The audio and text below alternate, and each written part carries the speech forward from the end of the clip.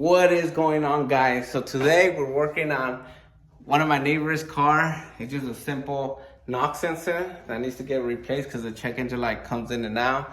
He got the scanner done from O'Reilly's, and that's what they told him. Hopefully it does fixes it. It's a 2013 Kia. Let me see. So it's a Kia, pretty much Kia Rio. You know, like I said, 2013. We've seen how to replace it, and I'm about to show you guys. So here's the brand new knock sensor, and then I have the GoPro light down here since it's pretty bad, but pretty much where that, oh shit, let's see if it can focus. Right there, that screw pretty much is a screw. That's where the knock sensor is. It just connects straight across here, which, like I said, it's kind of hard to see, but it just connects here. Just disconnect it, unscrew that thing, and pretty much that's it. Just replace it and you should be good to go. Usually there's a cover here. But he doesn't have it on his car. So it's way more easier for me just to get started. But when you do have the plastic cover, I believe it's 10 mils, and I think it's like 8 or 10 of them, or even more. I'm not sure because I see a bunch of holes, so I don't know which one's the actual holes that get screwed in there. Okay, to put my tools back to work, and like I said, it's content for you guys. It's help me to do something, and I told you we might have some random cars just to do simple projects like this. And this is my neighbor. He's a real cool guy. You know, this is his girl's car, so she wants to make sure that her car's running perfectly. And like I said, that's what O'Reilly said, to replace knock sensor. And that's it, because he said that the check engine light just comes in and out, so it's not really, but once in a while. So he just wants to take care of it.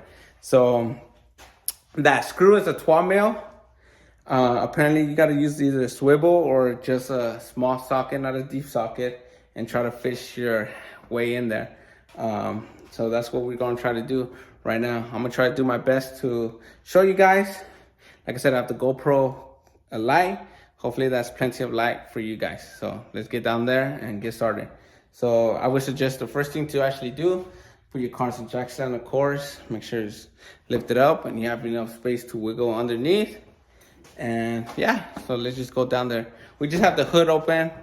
I really don't know why we have the hood open, but we have it open. So yeah, let's get down there. So I have you guys on the GoPro now because my phone's literally 2%. So we had to switch it up. I was charging this. Should be plenty enough to record this. Hopefully it doesn't take too long. Like I said, I was trying the little extensions and stuff to try to see how am I gonna do this. I was trying to use the power, but I'm gonna try to do my best to fully show you guys how to do this job. You know, try to give you guys the best view as possible if I can make it happen. You know, freak. But I think it's gonna be difficult. But it's that screw right there that you guys could barely see. So with the light, I'm gonna try to put the light up here. Try to see if I can get more while covering the light. But it's right there. You guys can see. I'm gonna probably circle it red. And yeah, so that's what we're gonna do. Let me try to put you guys right here for the meantime. Hopefully you guys can see where the ratchet's at. That's where the nut is. It's a 12 mil. I had to use pretty much 1/4 inch to have enough room. You could probably put a small extension because it really hits the little coupler right here. So it's pretty not too bad. It's kind of hard to like get enough space, but I was able to loosen it. So let me remove it. So let me try to get so as you guys can see, it's almost out. But before I remove it, let me try to get my light. Can't forget where I put my, oh shoot. So, I wish I had a magnetic light. But before you, I would suggest before you remove it, try to remove this clip. It's literally right here. It's a plastic clip. I'm trying to use a plastic remover to try to take it out. Sometimes it breaks because it's old and frigidity. So usually it might break, so I'm gonna try to remove it without breaking it. If it breaks, then I'm just gonna probably zip tie it so it won't be out of place, and then just unplug it right here where the light is at, where my finger's pointing. But yeah, so let me do that. Like I said, I could kind of have you guys here, but sorry guys, it's not the best view. Down the line, I'll try to work on get it better equipment for this. So I removed the clip. It was a little pain.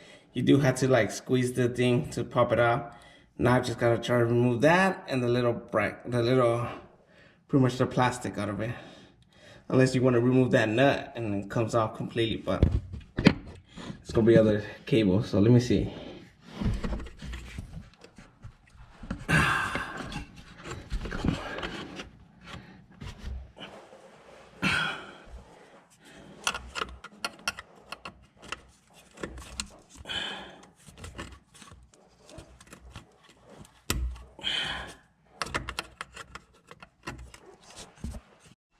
So was able to remove it. This is the little plastic thing that it comes with. How to use a plastic remover, but like you guys can see, it breaks. But the new one does come with another one. So I forgot to do this before I started. But every time you're trying to work on a car, you do want to make sure, or even when you do take it out probably, you want to make sure it's the same part, same plug. You know, it's a little bit, oh, you guys can't see it, but it's a little bit different, but same thing, has two connectors. It's about the same length.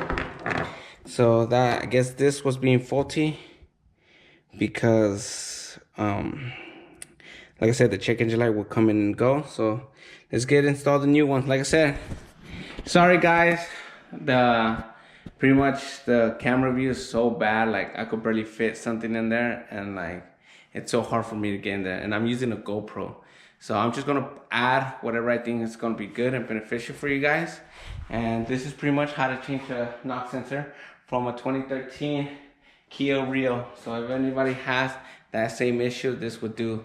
So like I said, if you're having that, just go get OBD reader on it, or you could go to AutoZone O'Reilly and they do it for free. I don't have one. He did that. He told me, since we started becoming cool, and he told me if I could do it for him, and I said, hell yeah. You know, it's contact for me, and I'm trying to do my best to upload every Monday. So I hope you guys like it. You know, please like, share, and subscribe. Please, guys. Like, I'm trying to reach 1,000 by the end of this year. And like I said, I'm going to be uploading every Monday. So, like I said, it's going to be like stuff like this, more stuff on the bike. And yeah, go from there. I was trying to charge the GoPro so I could go for a ride, but that's going to be coming soon, just to mob it around here. And yeah, so let's try to install this. It's pretty much vice versa. It's one screw on there, connected, plug in the plastic, which I'll show you guys once I do that myself, and then you should be ready to go. Okay guys, so pretty much I connected the connector back on there. Hold on, freaking.